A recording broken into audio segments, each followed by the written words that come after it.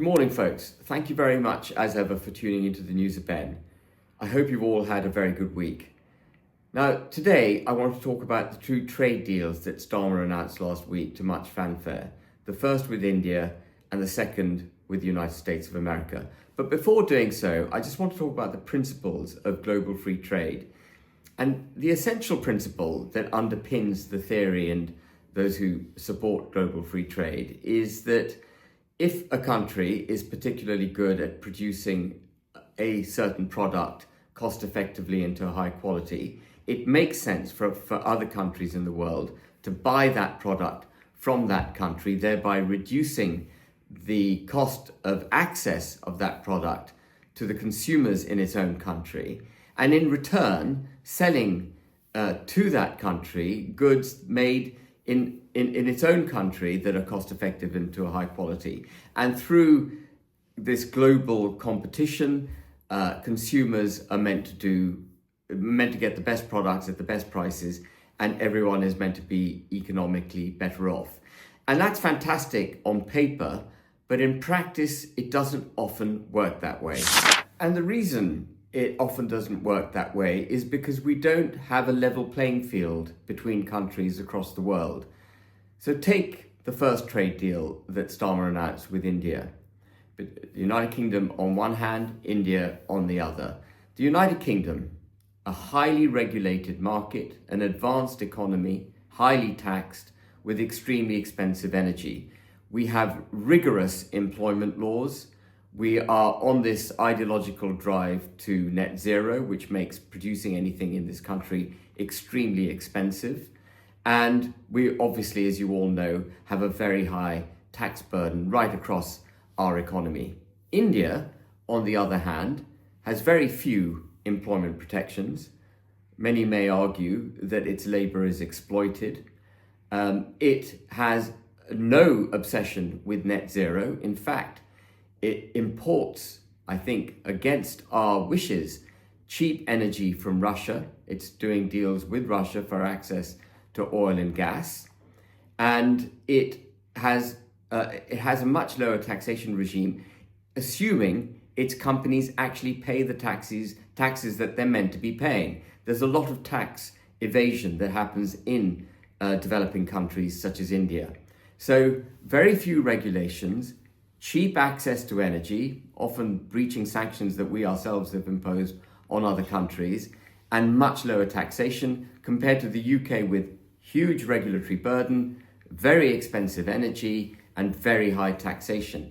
And that basically means that other than high-tech products, luxury brands, and some branded products, India is able to produce just about everything more cost effectively than businesses in the United Kingdom. So when we trade with India, what effectively we're doing is setting aside industrial processes in the United Kingdom and saying, actually, even though we've made a rod for our own back through this highly regulated, highly taxed, high energy economy that we have, high energy price economy that we have, we're going to start buying products from a country that doesn't have the same regulatory regime. It's almost as if those that are governing us know that the regulatory regime that they produce for the United Kingdom is bad, and we can't make goods, therefore, cost effectively here. So we offshore our jobs to India. And that is precisely what we're doing with the Indian trade deal. We're exacerbating an already bad problem. Because we are so inefficient in making goods, we're offshoring it to a country that is efficient because it doesn't adhere to the same standards that we do. And that can only be bad for British jobs. So apart from the fact that we ran last year a trade deficit with India of £7.6 billion, which is now bound to get worse as a result of the reduction in tariffs. And I want to come back to the trade deficit. Apart from that trade deficit, what it means is that jobs that would have otherwise been done in the UK, admittedly making goods perhaps at a more expensive price, but jobs that would have been fulfilled in the UK aren't, which means we have more unemployment in the UK, which means that we're not just running a trade deficit with India, but the people who would otherwise have been gainfully employed are having to rely on the state of the United Kingdom for their support. We are turning away jobs from the United Kingdom to India. And that, if you like, is reverse migration. It has the same consequences of mass immigration to the United Kingdom without having the cultural impact. You're kind of offshoring it. And as I mentioned, we had a £7.6 billion trade deficit with India last year, nearly £8 billion, on a total trade of £42 billion. That's exports and imports. We exported 17 billion to India and we imported from them 25 billion. Now, we're a much smaller market than India is. The whole theory behind having a trade deal with India is that it's a massive market and we'll be able to sell loads of goods into India. But it was a massive market before the trade deal and we weren't able to exploit it. So by cutting tariffs on India through this trade deal, we're actually going to exacerbate the problem.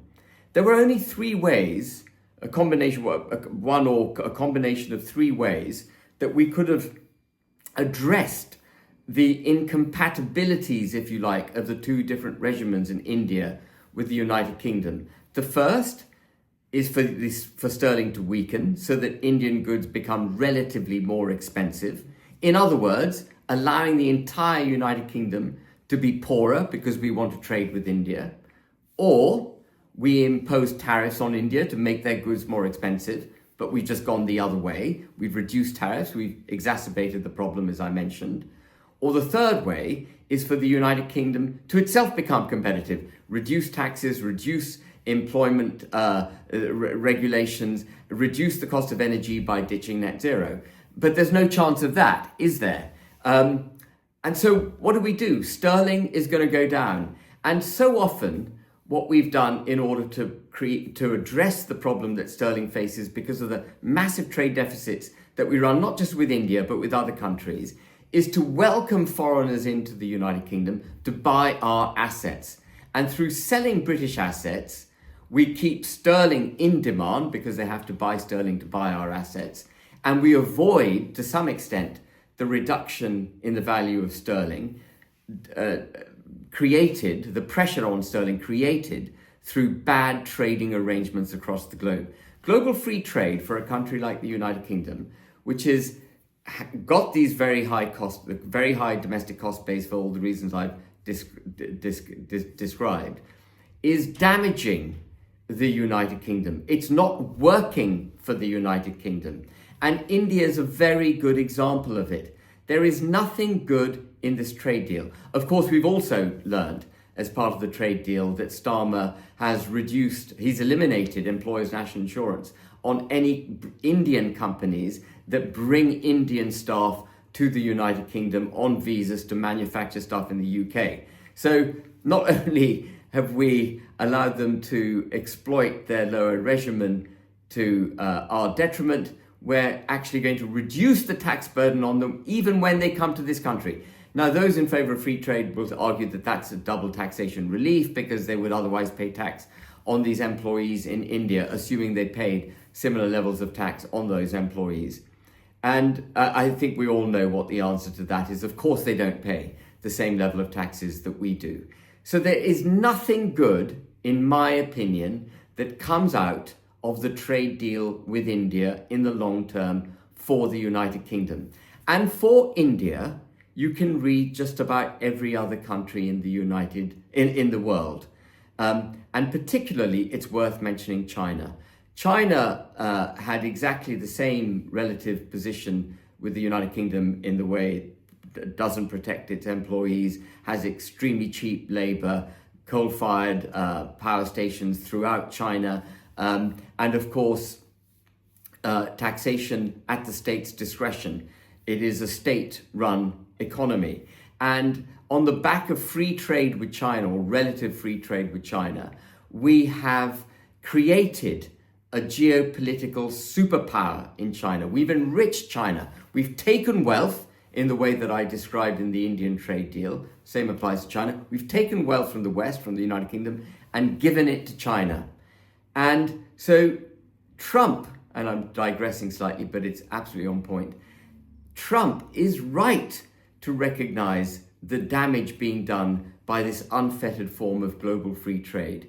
It is like mass immigration. It is denuding British jobs. It is deindustrializing the United Kingdom. It is forcing our government to have a bigger welfare bill. It is making us vulnerable to foreign powers. It is enriching foreign powers, allowing them to become military superpowers in the case of China, and India may well head in that direction as well.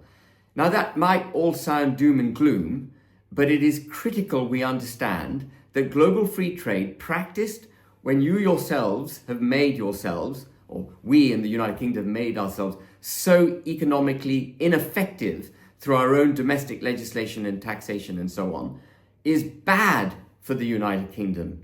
Let me get that through once again. It is bad. Starmer should not be trumpeting the India deal. It is bad for the UK in all respects. The US trading relationship with the United Kingdom, on the other hand, is quite different. Both countries are relatively highly regulated, though the United States is making a move now towards deregulation and ditching net zero, etc., which will make it a more competitive country. But also, historically, we've had a much more balanced trading relationship with about £300 billion worth of trade, 2/3 of which is broadly services and 1/3 of which is traded goods. And so the trading of goods isn't critical, and even that was much more balanced than the relationship that we have with India, both from a regulatory perspective as well as from a trading perspective.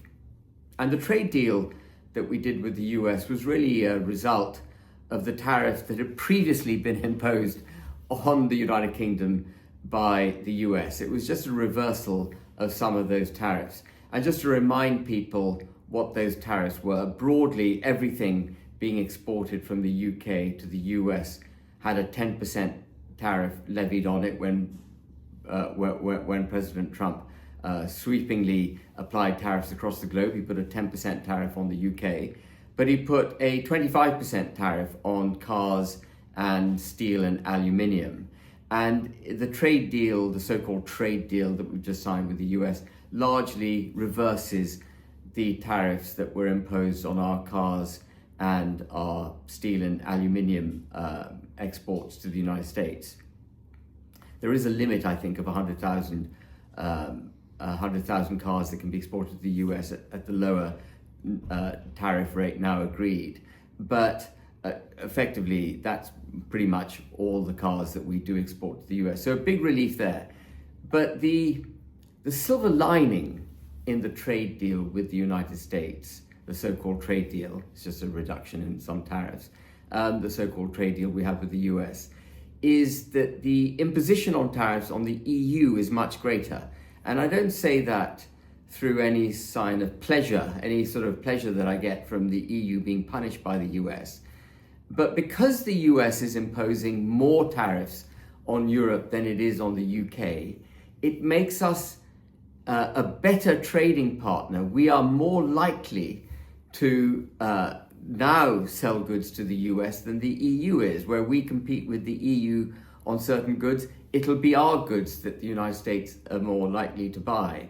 And that's a great thing for the United Kingdom, and in particular for Northern Ireland. And this is a bizarre effect and a fluke, which doesn't lessen the constitutional damage by the Irish Sea border that separates Great Britain from Northern Ireland. But because Northern Ireland is technically part of the UK's customs union, its exports to the US will also benefit from these lower tariffs, whereas the Republic of Ireland will be subject to the higher EU tariffs across the board. And so I bet some businesses in the Republic of Ireland, and the Republic exports a lot of goods to the US, must be looking at Northern Ireland, wondering if they should relocate to Northern Ireland. And that would be an unintended fluke blessing that would have come from the trade arrangements now struck with the President of the United States of America. It doesn't, however, by the way, lessen in any way the material adverse constitutional impact of putting a border between Great Britain and Northern Ireland. That border still has to go, and that border is not necessary for Northern Ireland to get the benefits that it's now getting relative to the Republic of Ireland. So the US deal, very different to the Indian deal. But here's the thing that we should be learning from both deals. And this is it. We need to become more competitive as a country. If we wish to trade globally, if we wish to be a prosperous country, we've got to do away with this nonsense, that this self-flagellating economic damage we're doing through high regulations, through the burden created by massive energy costs, and of course the massive level of taxation that we have in this country. If we want this country to recover its prosperity, if we want sterling going up rather than going down, if we want to be exporting more goods than we're importing, making us richer as a country, creating British jobs, if we want to re-industrialise the United Kingdom, if we want to level up the north and other parts of the United Kingdom with the south of England, then what we have to do is look at the damage that's being done by our regime and change it. Ditch this highly regulated market we have, ditch net zero and slash taxes. Yes, have the courage to slash taxes and we will have a prosperous United Kingdom. British jobs for British people, a re-industrialisation and a levelling up across the country. So global trade can be a good thing, but right now, the way we're doing it for the UK, particularly the India deal and what we do with China, very, very bad. And we must learn our lessons from it. Thank you very much for